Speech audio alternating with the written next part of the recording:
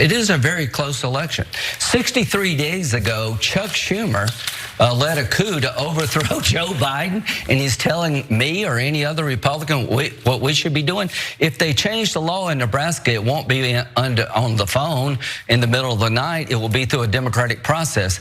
The entire federal delegation of Nebraska, House members and 2 senators, want this change. To my friends in Nebraska, that one electoral vote could be the difference between Harris being president or not, and she's a disaster for Nebraska and the world. I hear you calling it a coup. Of course, Democrats have the right to change who's at the top of their ticket. So does Nebraska. Okay, so we can get back to the ridiculous coup thing or whatever, but what they're talking about there is Republicans in a number of different states, in a variety of different ways, trying to, right before an election, change the rules to give themselves a benefit. That's all it is. And here we're focusing on Nebraska, but we could talk about Georgia and we could talk about other states where they're doing this. But in Nebraska, basically, Nebraska is different and has been for a very long time in the way that it allocates its votes in the Electoral College. And so Democrats have not won a presidential election in that state since 1968. A storm is tearing up the digital media industry. Only our audience can save us in these difficult times. Help us reach our goal of 100,000 new members at tyt.com/team. But the state's post-1992 system of allotting 3 of its 5 electoral votes based on the results inside of each congressional district means that both Obama and Biden got 1 electoral vote in 2008 and 2020. So it's not a winner-take-all state like most states, not all states, but most states. It instead, you can win some, but not all of them. That's the way it's been when Democrats have won. That's been the way it's been when Republicans have won. On and on, election after election after election. But in 2 cases, the Democrat got 1 electoral vote. And so what if we changed it so we get that vote? That's the entire philosophical, theological, ideological underpinning of this argument. What if we do it? Lindsey Graham is trying to muddy the waters by being like, they cooed Joe Biden so we can change state level electoral laws to give us a benefit. Is anybody buying this? Is that how it works? And so that's what they're doing. Now, there have been talk about doing this in the past, but even the Republicans in that state have never actually done it.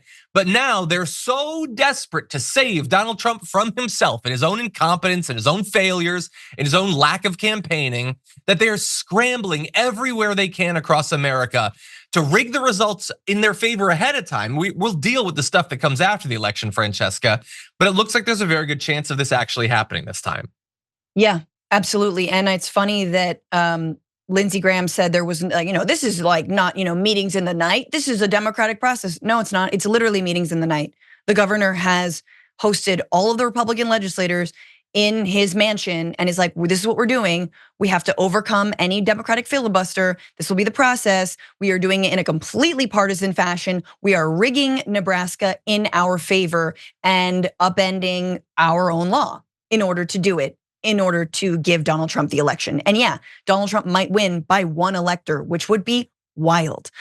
So that is precisely what is happening because they cannot win, as you said, without cheating. Donald Trump and JD Vance have absolutely foregone the idea that they could ever convince an undecided voter to vote for them.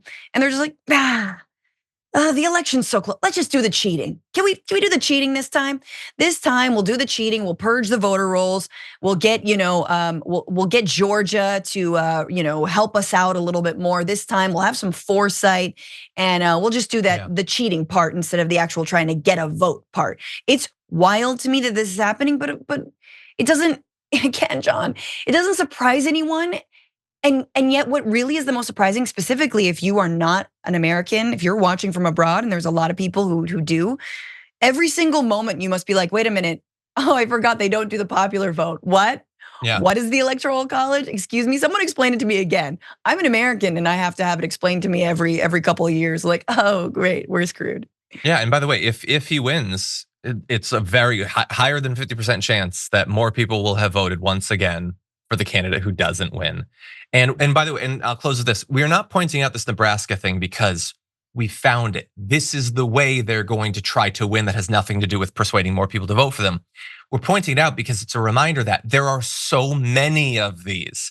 Yeah. Some of them are taking over the county board of elections. Some of them are changing the election laws 6 months ago. Some of them are clamping down on the right to vote in Texas. Some of them are doing we have to have 3-hand recounts so we can drag it out as long as possible. There's many of these, okay? And we have to be vigilant because as we get closer, eventually the vote's gonna happen. And then we have like 3 months of defending the results of the vote, assuming she wins. So everyone prepare yourself. Members make a difference here at TYT. You help make the show happen and we see you in the chat with your loyalty badge. Click the join button to become a member today.